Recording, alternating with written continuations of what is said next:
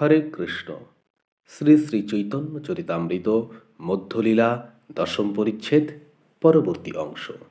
হেনকালে গোবিন্দের হইল আগমন, দণ্ডবৎ করি কহে বিনয় বচন।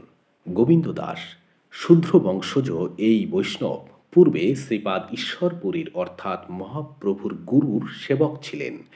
লোকান্তরিত হবার সময় শ্রীপাদ স্বয়ং তাকে শ্রীমন মহাপ্রভুর সেবায় নিয়োগ করে যান। তিনি মহাপ্রভুর দক্ষিণ দেশ ভ্রমণ বৃত্তান্ত বিষয়ক গোবিন্দ দাসের কর্চা রচনা করেন। এই গ্রন্থে তিনি নিজেকে কর্মকার বংশোদ্ভূত বলে পরিচয় দিয়েছেন। ব্রজলীলায় তিনিই ছিলেন কৃষ্ণ সেবক ভঙ্গুর। তো সেই গোবিন্দ দাসের আগমন হল। হেনকালে গোবিন্দের হইল আগমন, দণ্ডবৎ করি কহে বিনয় বচন। ঈশ্বরপুরীর ভৃত্য গোবিন্দ মোর নাম, পুরী গোসাইয়ের আজ্ঞায় এনু তোমা স্থান। সিদ্ধিপ্রাপ্তিকালে গোসাই আজ্ঞা কইল মোরে, কৃষ্ণ চৈতন্য নিকটে যাই সেবিহ তাহারে।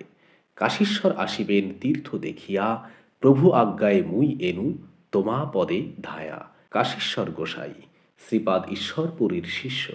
গুরু সেবায় আত্মনিয়োজিত এই বৈষ্ণব সাধকটি সকল রকম পরীক্ষায় উত্তীর্ণ হয়েছিলেন। গুরুজি মর্তলীলা সংবরণ করলে তারই আদেশে নীলাচলে গিয়ে তিনি মহাপ্রভুর সেবার ভার গ্রহণ করেন। কাশী মিশ্রের মতো কাশীশ্বরও মহাপ্রভুর অসীম কৃপা লাভে ধন্য হয়েছিলেন। গোসাই কহেন, পুরীশ্বর বাৎসল্য করি মোরে, কৃপা করি মোর ঠাঁই পাঠালো তোমারে। এত শনি সার্বভৌম প্রভুরে পুছিলা, পুরী গোসাই শুদ্রা সেবক কাহে তো রাখিলা।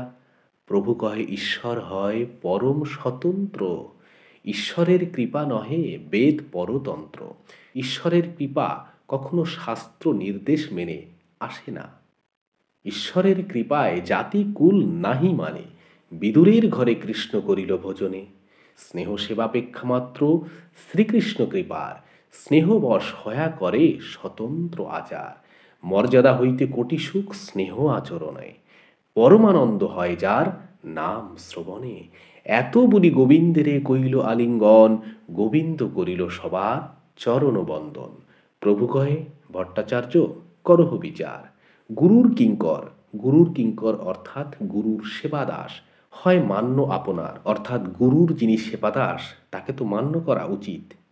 গুরুর কিঙ্কর হয় মান্য আপনার, তাহারে আপন সেবা করিতে না জোয়ায়, অর্থাৎ নিজের সেবা করতে দেওয়া উচিত নয়। গুরু আজ্ঞা দিয়াছেন, কি করি উপায়? ভট্ট কহে, গুরুর আজ্ঞা হয় বলবান, গুরু আজ্ঞা না লঙ্ঘিবে শাস্ত্র প্রমাণ। তবে মহাপ্রভু তারে কইল অঙ্গীকার, আপন শ্রী অঙ্গ সেবায় দিল অধিকার। প্রভুর প্রিয় ভৃত্য করি সবে করে মান, সকল বৈষ্ণবে গোবিন্দ করে সমাধান। ছোট বড় কীর্তনিয়া দুই হরিদাস, রামাই নন্দাই রহে গোবিন্দের পাশ। গোবিন্দের সঙ্গে করে প্রভুর সেবন, গোবিন্দের ভাগ্য সীমা না যায় বর্ণন।